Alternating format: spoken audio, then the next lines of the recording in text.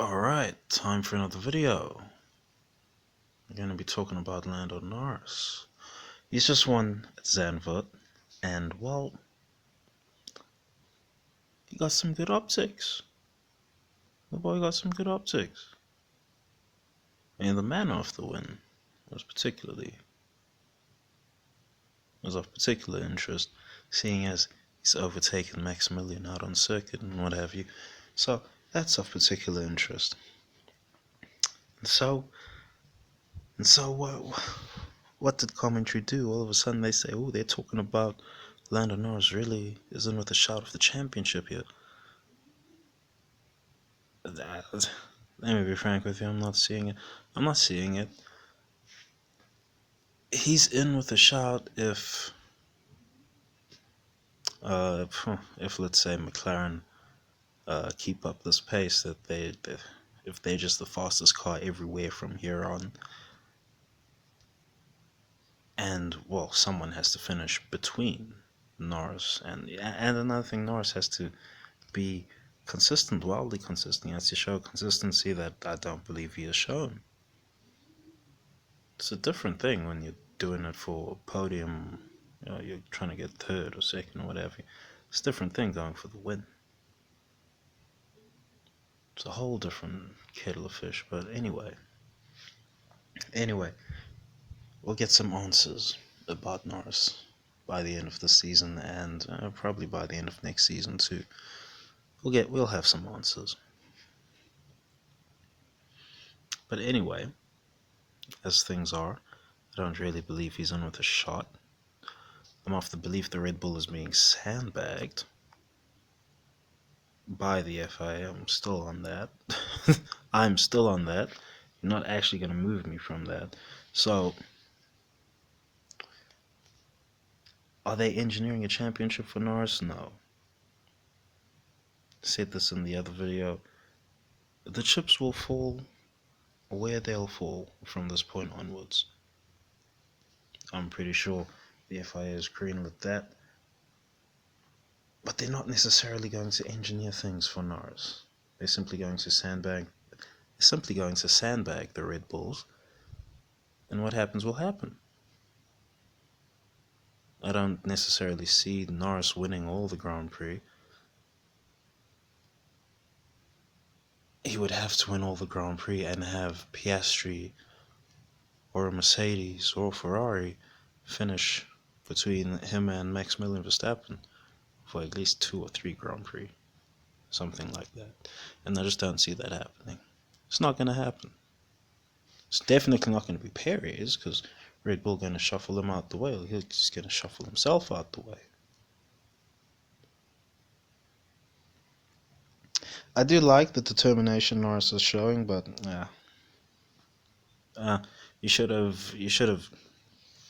You see, now Silverstone looks different.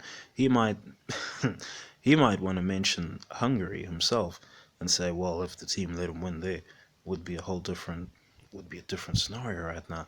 That's all fine and good, but well, you haven't forced their hand by winning at Silverstone, so it doesn't matter.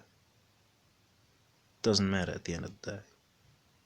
Should have sealed it at Silverstone, seeing as all of a sudden McLaren are in the position to have the best car for the rest of the season.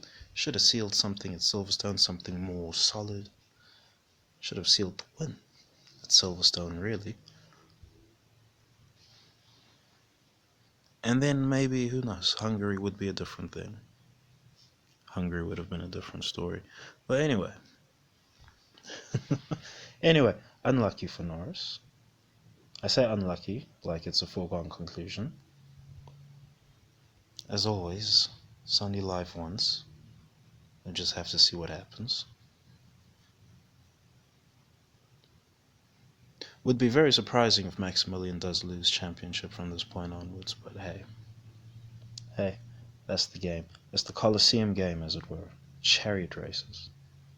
Aren't they so fun? They got a good storyline cooked up for the season. They really do. They really do. And by the looks of it, They're willing to let the chips fall where they fall. Why are they sandbagging the Red Bull? Because, well, the backrooms are talking about the Red Bull, obviously. The thing I'm saying about the budget cap breach is a serious thing. They're never going to mention that shit. They're never going to mention that shit.